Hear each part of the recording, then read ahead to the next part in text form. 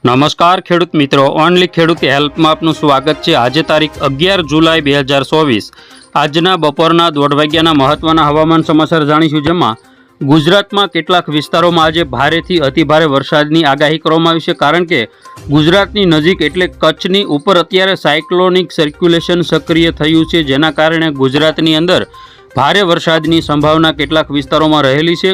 જોઈએ સંપૂર્ણ અપડેટ। ચેનલમાં નવા હોય તો સબસ્ક્રાઇબ કરી લેજો। સૌથી પહેલાં આપણે અત્યારના સમયની લેટેસ્ટ અપડેટ જોઈએ તો અત્યારે ECMWF મોડેલ મુજબ પણ ગુજરાતની અંદર ખાસ કરીને ભાવનગર જિલ્લાના કેટલાક વિસ્તારો અને દક્ષિણ ગુજરાતના કેટલાક વિસ્તારો છે જેમાં ભારે વરસાદની સંભાવના છે। તો જોઈએ સંપૂર્ણ અપડેટ કયા કયા વિસ્તારોમાં વરસાદની સંભાવના સૌથી વધારે જોવા મળે છે।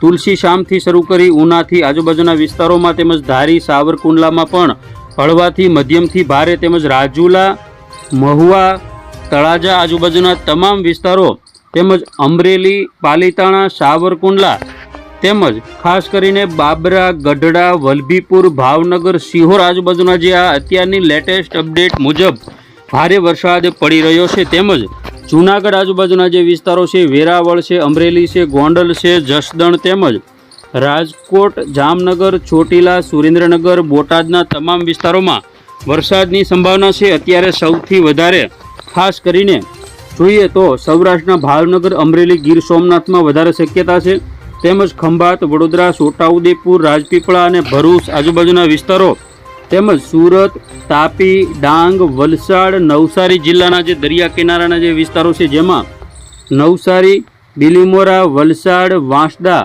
તેમજ સાપુતારા આજુબાજુના જે વિસ્તારો છે તેમાં પણ વરસાદની સૌથી વધારે સંભાવના છે।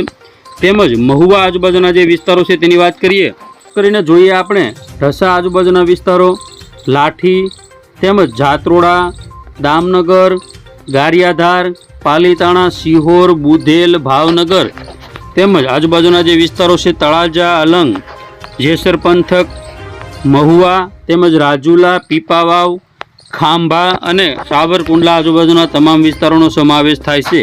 તો કચ્છના પણ નલિયા, ગાંધીધામ આજુબાજુના વિસ્તારોમાં વરસાદ છે, તેમજ ઉત્તર ગુજરાતમાં પણ વરસાદની સંભાવના આપણને જોવા મળે છે। આજે ખાસ કરીને બપોર પછીની એટલે કે સાંજના 6 વાગ્યાની અપડેટ જોઈએ તો જેમાં પણ દક્ષિણ ગુજરાત અને સૌરાષ્ટ્રના દરિયા કિનારાના ભાગો અને મધ્ય ગુજરાત, ઉત્તર ગુજરાતમાં વરસાદી માહોલ આપણને આ રીતે જોવા મળશે, જેમાં સુઈગામ હોય, પાલનપુર, ડુંગરપુર, મહેસાણા, અમદાવાદ, ગાંધીનગર, ખેડા, આણંદ, વડોદરા આ બધા વિસ્તારો અને ખાસ કરીને ભાવનગરના તળાજા આજુબાજુના વિસ્તારો, મહુવા આજુબાજુના વિસ્તારો અને સુરત, કોસંબા, વંકલ, બારડોલી આ બધા વિસ્તારોમાં પણ વરસાદની સંભાવના રહેલી છે। હવે આપણે જોઈએ 700 SPA ઉપરનું અપડેટ, તો જેની અંદર આપ જોઈ શકો છો કચ્છના જે વિસ્તારો છે અહીં સાયક્લોનિક સર્ક્યુલેશન સક્રિય છે।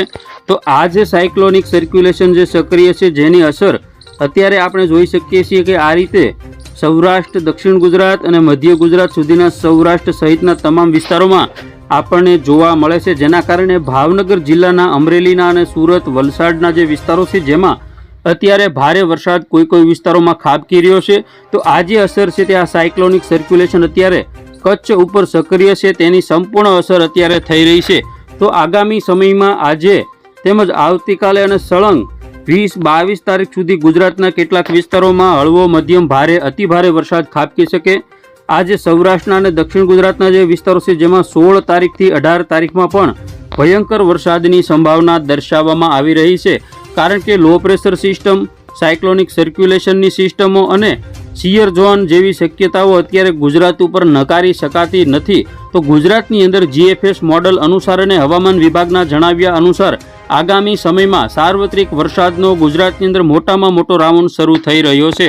હવે આપણે સેટેલાઇટ પિક્ચરમાં અત્યારની લેટેસ્ટ અપડેટ જોઈએ તો અત્યારે ભાવનગર જિલ્લાના વિસ્તારો તેમજ મહુવા આજુબાજુના વિસ્તારો, ખાંભા, અમરેલી, સાવરકુંડલા, ધારી સુધીના જે આ તમામ વિસ્તારો છે જેમાં ભારે વરસાદની સંભાવના છે। તળાજાથી લઈ ઉના, વેરાવળ, રાજુલા, દીવ તેમજ જૂનાગઢ, અમરેલી અને પોરબંદર સુધીના વિસ્તારો અને જામનગર, રાજકોટ સુધીના જે વિસ્તારો છે તેમાં ભારે વરસાદ ખાબકી શકે છે। તો આ રીતે ગુજરાતની અંદર અત્યારે લેટેસ્ટ લાઈવ અપડેટ આપણે જોઈ શકીએ છીએ।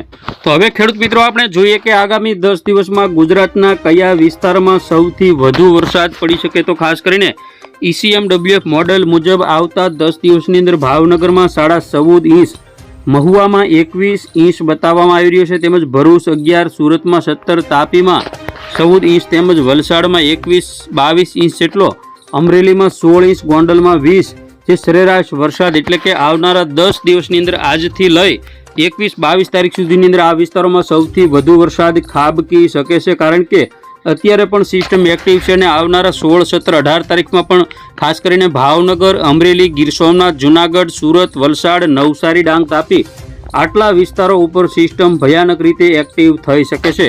તો ખેડૂત મિત્રો, આ હતા બપોરના મહત્વના 1:30 વાગ્યાના હવામાન સમાચાર. ફરી વખત મળીશું નવી અપડેટમાં. જોતા રહેજો ઓનલી ખેડૂત હેલ્પ.